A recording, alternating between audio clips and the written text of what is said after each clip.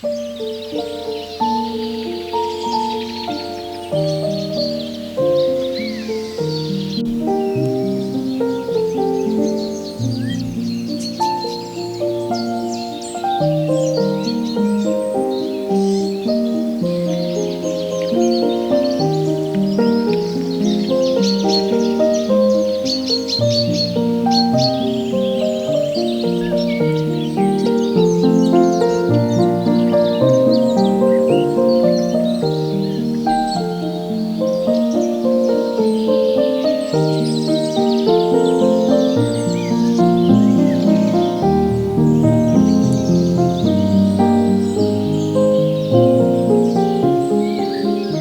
a tutti e benvenuti in Appuntamento in Giardino. Siamo quasi arrivati alla primavera, sono veramente molto contento, molto felice di questo. Facciamoci un giro in giardino, venite con me e vi faccio vedere queste cose che ho fatto ultimamente, questi piccoli lavoretti, piccoli e grandi lavoretti, e li vediamo insieme.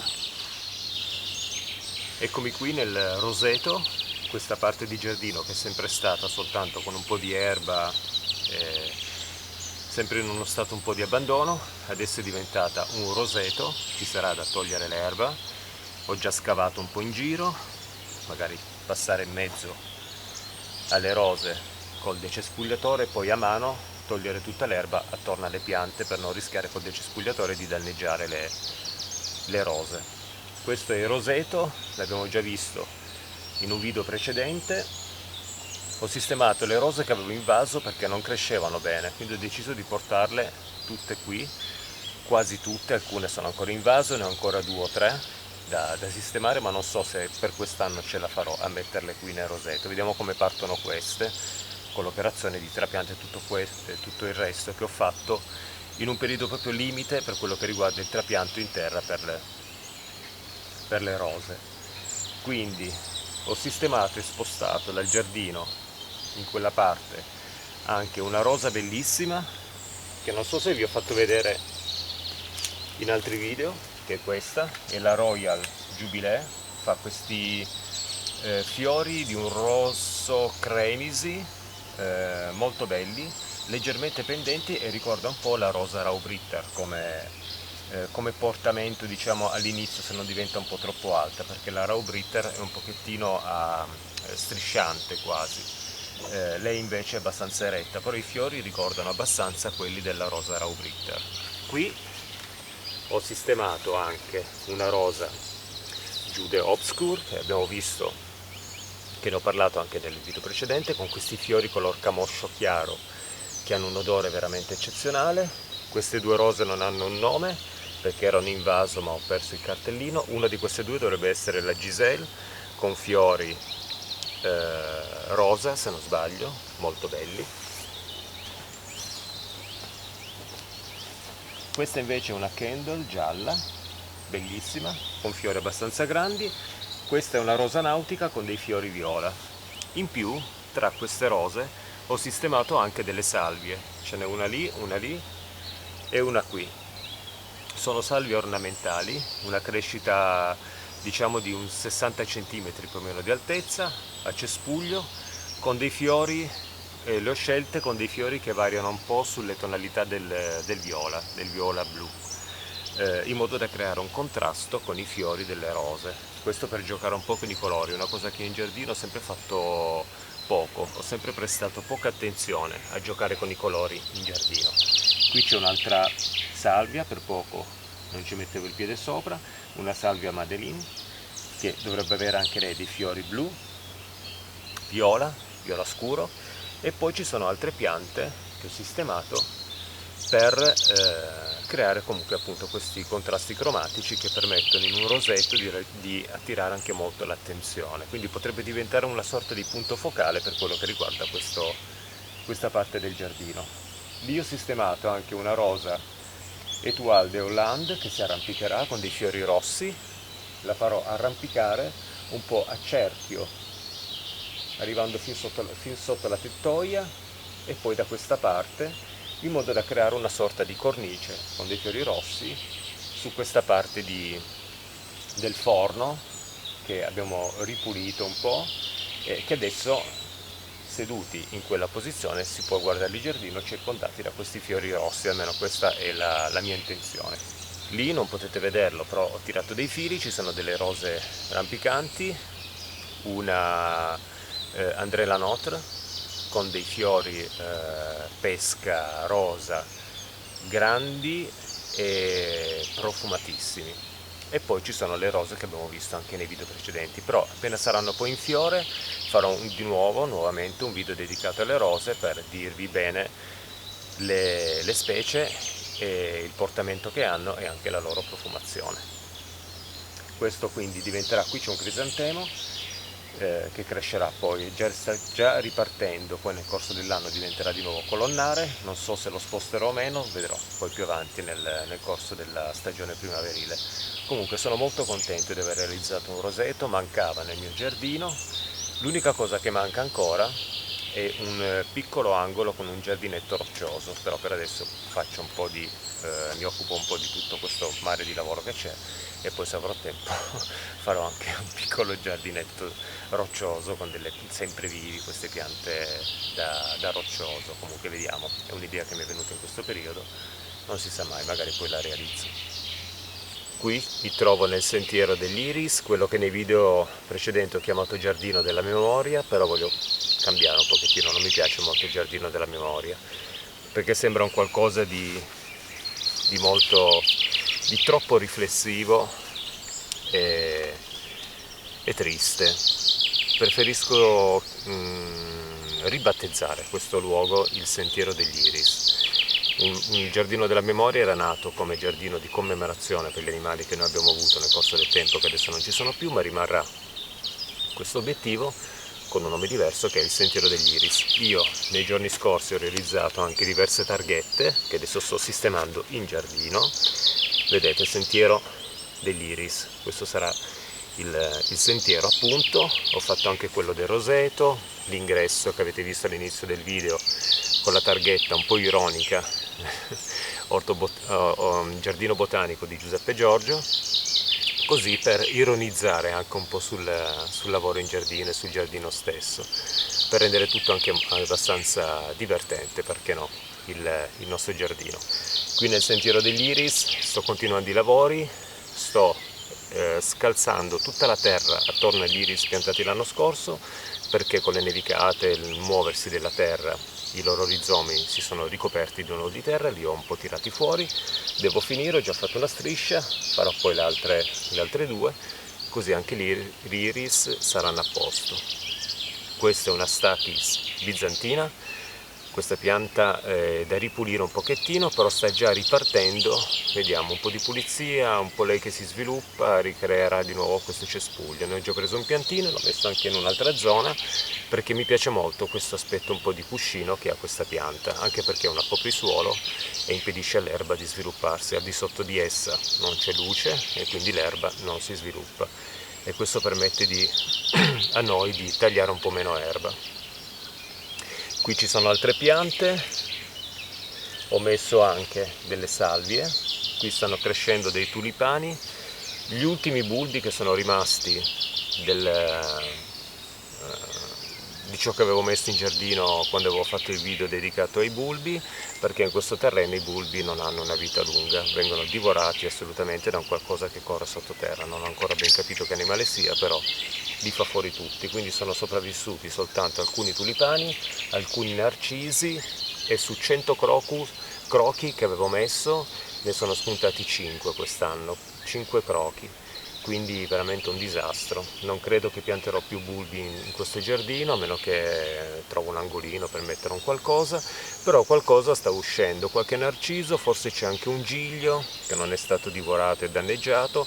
Sto aspettando gli allium che dovrebbero uscire, quelli alti, con il fiore a palla viola, e vediamo anche questi tulipani che colore hanno. E poi in realtà avevo sistemato anche dei narcisi qui, ma non sono più spuntati. Qui ho messo degli emerocallis, ho diviso il cespo degli emerocallis che ci sono lì vicino il banano, in modo da portarli anche un po' qua e un po' riempire le zone di vuoto. Eccomi qua davanti a questa piccola meraviglia. L'ho comprato l'anno scorso, è un alberello di Cercis siliquastrum, il cosiddetto albero di Giuda. La particolarità sta nel fatto che produce i fiori prima ancora delle foglie direttamente sui tronchi. Quindi non vedo l'ora di vedere questa grandissima fioritura. Appena i fiori si apriranno ci sarà questo bellissimo colore. Parlerò magari della coltivazione di questa pianta. Piantata l'anno scorso, quando aveva qualche fiorellino, quest'anno a quanto pare mi sta dimostrando che si è trovata bene in questa posizione, ci sono tantissimi fiori, il suo sviluppo al momento non è velocissimo, non è veloce, però vediamo, dai, la lascio crescere, vediamo il prossimo anno come diventerà e poi bisognerà assolutamente fare anche un po' di potatura per dargli una forma. Non voglio che diventi un albero, preferisco farlo rimanere un grosso cespuglio con 3 rami magari principali aperti magari a vaso, in modo da avere questa fioritura non troppo, in modo che la pianta non diventi un po' troppo invadente qua in giardino con il suo tronco colonnare, un cespuglio ad una certa altezza, quindi un po' coltivate diciamo a vaso a partire dal terreno, dandogli una forma con delle opportune potature. Questo è il Cercis siliquastrum.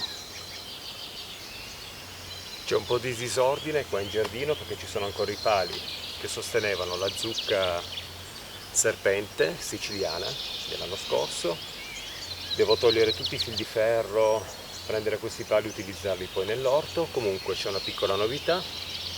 Qui nel nostro giardino è arrivato un altro gelso con i fiori, con i frutti bianchi, un gelso bianco che ho sistemato l'altro ieri qua in giardino, una pianta appena acquistata che andrà anche lei curata piegando i rami, facendolo diventare un albero non troppo imponente con delle potature. Non è l'unica novità qui in giardino il gelso bianco, noi avevamo già un gelso nero, non vedo l'ora quest'anno di mangiare un bel po' di frutti, ma poi c'è anche questo melo, anche lui è arrivato qua in giardino l'altro ieri, appena piantato, adesso bisognerà aspettare lo sviluppo dei rami. Questo è un melo e una grigia di Torriana, una mela grigia, piccolina, con una buccia rugosa, con delle macchiette, e dovrebbe essere una varietà un po' antica di melo. L'ho presa perché a Giorgio piacciono queste mele piccoline grigie, spero che sia proprio quella varietà lì, e vediamo come sarà poi il suo sviluppo e vediamo quanto ci farà aspettare per poter mangiare qualche succosa mela della sua varietà.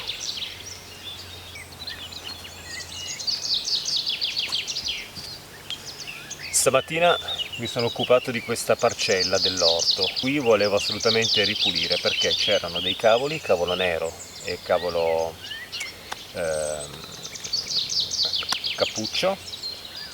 Volevo toglierli perché comunque erano le ultime piante, dovevano essere mangiate. Infatti un cavolo ho dovuto metterlo nel compost perché era completamente marcio, e il cavolo nero invece stava andando in fioritura, quindi ho salvato quelle poche foglie che si potevano ancora mangiare, il resto è finito tutto nel compost. Così stamattina sono venuto qua in giardino abbastanza presto, erano le 8, ho tolto un bel po' di erbacce, ho riportato un po' la terra su, sistemato questi fili, questi pali, e qui voglio mettere le taccole, i piselli mangia tutto, un bel po' di piante, e lì metterò poi dei ravanelli, o ravanelli o barbabietole. Adesso non sono ancora indeciso su cosa sistemare in quell'ultimo pezzetto, perché piselli, barbabietole o ravanelli? Per il semplice fatto che sono 3 piante che non richiedono un terreno particolarmente azotato. Qui ho coltivato i cavoli sono divoratori di azoto, li avevo anche leggermente concimati, e quindi in questo terreno diciamo c'è una percentuale di azoto che non è eccessiva, quindi può andare bene per coltivare i ravanelli, i piselli, mangia tutto, perché tra l'altro i legumi, tipo i piselli, cosa fanno? Arricchiranno poi il terreno di azoto, quindi una volta poi tolti i piselli mangia tutto, potrò coltivare un qualcosa che ha bisogno di azoto, e quindi sempre per il ciclo di rinnovo delle parcelle dell'orto, coltivando piante che hanno bisogno di meno azoto, magari come i piselli lo trasmettono nella terra tramite le loro radici, perché i legumi hanno questa particolarità di fissare l'azoto atmosferico nel terreno, e quindi successivamente, quando verranno tolte queste piante o lasciate, le ultime piante lasciate seccare e poi mescolate al terreno stesso, arricchiranno il terreno di azoto per poter permettere poi la coltivazione di piante che di azoto ne richiedono veramente tanto. Quindi qui le taccole, lì i ravanelli o le barbabietole, e questo sarà il primo pezzettino di orto già pronto per poter effettuare una semina. Infatti qui verrò a seminare i piselli e i ravanelli o le barbabietole già tra una settimana, anche perché la luna sarà una luna buona per poter effettuare questo tipo di semina. Eccomi qui, questa è la parte che abbiamo già visto spesso anche negli altri video, quello delle piante un po' tapezzanti, diciamo, un po' coprenti del terreno. Ci sono due nepeta, c'è la lavanda, ci sono questi iris che sono qui un po' storici, piante che mi piace quando poi cominceranno a svilupparsi in primavera, perché soprattutto le nepeta faranno questi cespugli arrotondati di un bellissimo verde con delle fioriture bellissime. L'iris anche, devo cominciare a scalzare un po' di tuberi che si sono sovrapposti, perché questi sono quelli che non hanno ancora avuto una ripulitura, diciamo, del cespo, e quindi sono un po' troppo compatti, non riescono a fiorire bene. Le lavande sono state potate alcune settimane fa.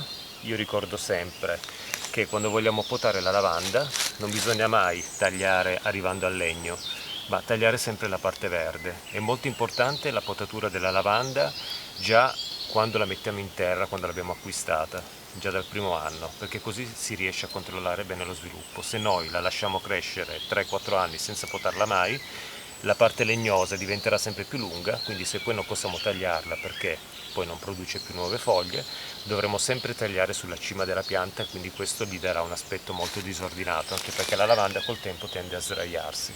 Quindi cerchiamo di tenerla sempre un po' come cespuglio arrotondato e ben controllato, non dimenticandoci mai di effettuare una potatura.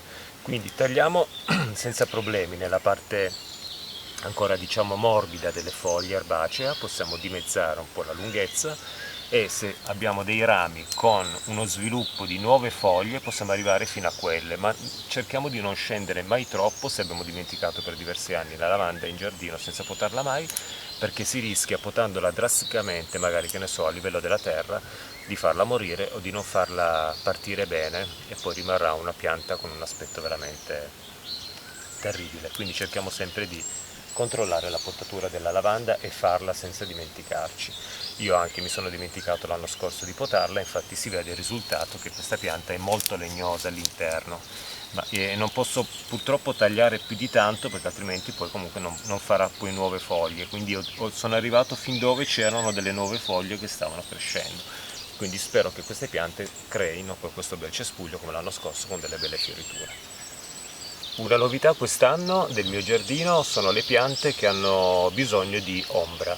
Queste sono piante che io avevo invaso davanti casa da un anno e mezzo, e dentro quel vaso non riuscivano a svilupparsi troppo bene. Così ho pensato di togliere due cornus che facevano da siepe.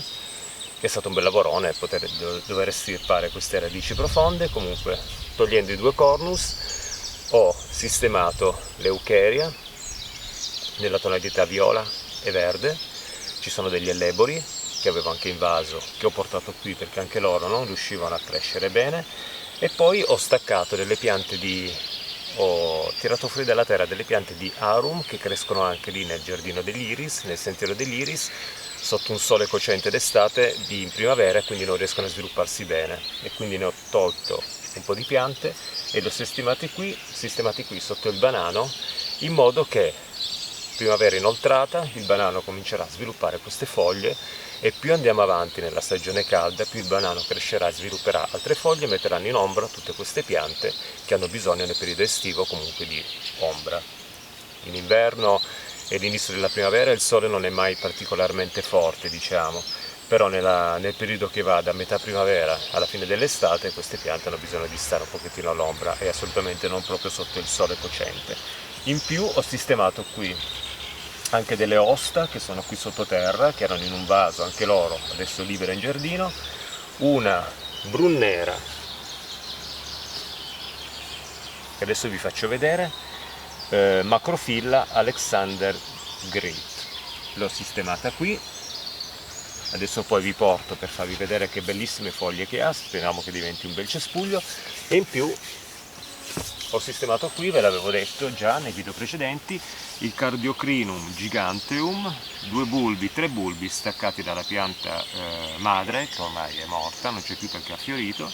Qui avevo seminato, vi ricordate che ho fatto vedere in un video precedente, e queste sono le nuove piante di Cardiocrinum giganteum. Le ho messe un pochettino vicine effettivamente, per quello che riguarda la dimensione del bulbo che è molto grande, ma sono 2 bulbi piccoli vicino a uno un po' più grande, quindi in teoria non dovrebbero darsi troppo fastidio. E qui ho scoperto adesso che ieri scavando per mettere il Cardiocrinum giganteum un bulbo è partito dal sacchetto dove li contenevo quest'inverno e me lo sono ritrovato qui. Spero di non aver danneggiato troppo le radici, ma non credo. Lo pianterò magari in una zona un po' più spostata, così le piante di Cardiocrinum giganteum diventeranno 4 e io sono contento. Adesso poi andrò a piantare questo Cardiocrinum, ma volevo farvi vedere le foglie della brunnera. Ecco la brunnera, guardate che bellissime foglie, immaginatele un pochettino più grandi qui in questa zona d'ombra, con queste macchiette chiare che trasmetteranno un po' di luce. Adesso c'è la possibilità che questa pianta venga poi sopraffatta un po' dall'arum, perché ha delle foglie un po' più grosse, ma l'arum a metà primavera, fine primavera sparirà, perché poi va in riposo, e quindi permetterà a questa pianta di svilupparsi bene e prendere il sopravvento. Questa è la brunnera, una pianta che ho sempre visto sui libri qui in casa che ho, e mi è sempre piaciuta. Potrebbe sembrare un pochettino insignificante messa così per via delle sue foglie piccoline, ma vediamo quando crescerà come diventerà. È una pianta che io trovo molto, molto bella. Concludo questo video facendovi vedere il gazebo, l'abbiamo visto in un video dell'anno scorso, gazebo acquistato l'anno scorso da un mio amico, colore grigio scuro, che ho deciso di verniciare con questo colore che è tra un glicine e un rosa antico. A me piace molto. Giorgio non era molto soddisfatto di questo colore, avrebbe preferito un colore più che richiamasse un po' più attenzione, un po' più non so come dire, colorato, acceso, forte. Io invece ho optato per un colore di questo tipo, per questo motivo. Se noi sistemiamo in giardino, ci troviamo come nel mio caso, ci troviamo in Piemonte, e sistemiamo in giardino un gazebo color turchese, rosso, giallo vivo, intenso, può veramente sì creare un punto veramente focale e richiamare una grande attenzione, però si discosta molto da quello che è il contesto del posto in cui abitiamo. Se questo fosse stato un posto di mare, in cui ci sono questi colori forti, blu, pazzeschi, rosa, fortissimi, mi vengono in mente le bougainville ad esempio, ed altri colori molto accesi come quelli delle barche ad esempio, allora sì, un gazebo magari colorato di questo tipo poteva andare bene, ma qui in Piemonte, in questo giardino soprattutto circondato dal bosco, secondo me ci andava un colore che rimaneva un po' in armonia con tutto il resto del contesto appunto del giardino e del bosco stesso, e quindi questo colore che è leggermente un po' spento forse non richiama subito l'attenzione, però si enfatizzerà comunque ad esempio le foglie verdi accese del banano, le foglie verde scuro di questo glicine. Questo è un glicine con i fiori bianchi, e pensate che bello che sarà poi in primavera vedere questo glicine con i suoi grappoli di fiori bianchi che penderanno sotto questo gazebo color rosa antico. Credo di aver scelto un colore che vada bene e che non stufa nel tempo, perché tutto ciò che è molto colorato è sempre molto bello da vedere, però a volte arriva un po' a noia. Pensiamo un pochettino alle pareti degli appartamenti o delle case, colorati con questi blu eccetera, dopo qualche anno bisogna cambiare perché vanno un po' a noia, mentre un qualcosa di più armonico dà la possibilità che rimanga nel tempo. E quindi sistemato, colorato il gazebo, sistemato questi fili per far arrampicare il glicine.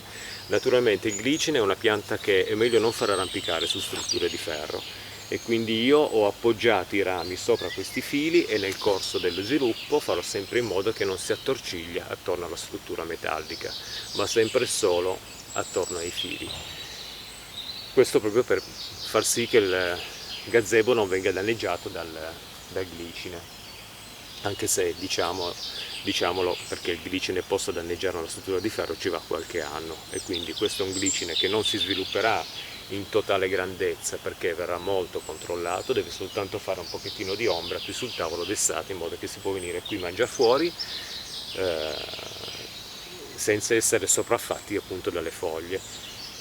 Se non riuscirà a creare una buona copertura farò arrampicare una zucca siciliana che ci mette veramente poco a riempire quella parte lì di gazebo soltanto per un periodo, appunto quello estivo, e in più ci sarà qualche zucca da prendere direttamente dalla pianta e portare in tavola.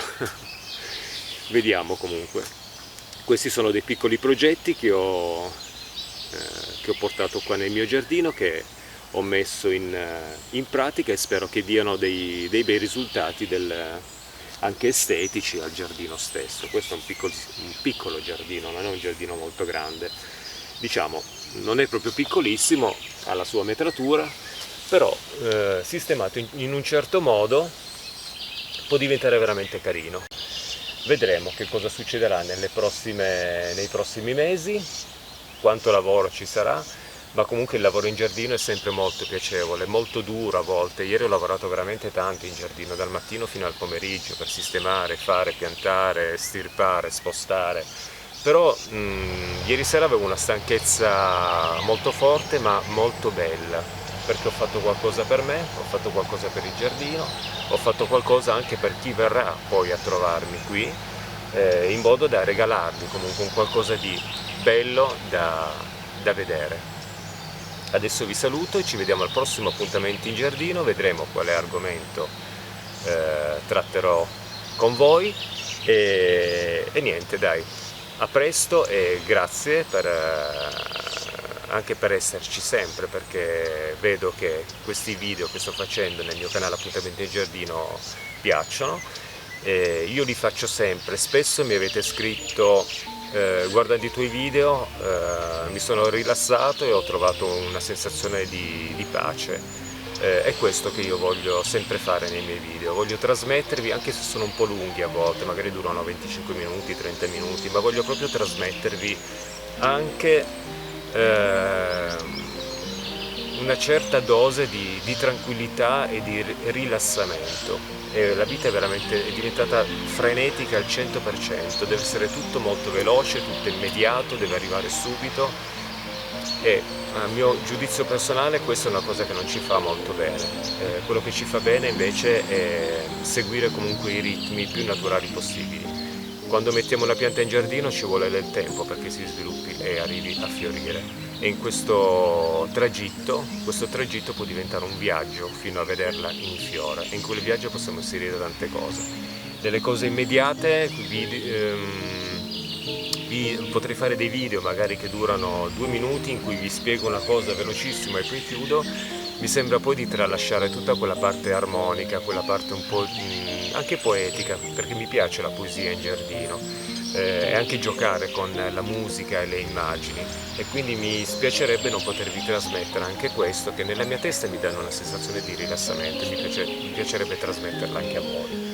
E quindi i miei video saranno sempre così, rilassanti, magari dureranno un pochettino, si parla, si comunica, e questo mi piace veramente tanto, e spero che possa piacere anche a voi.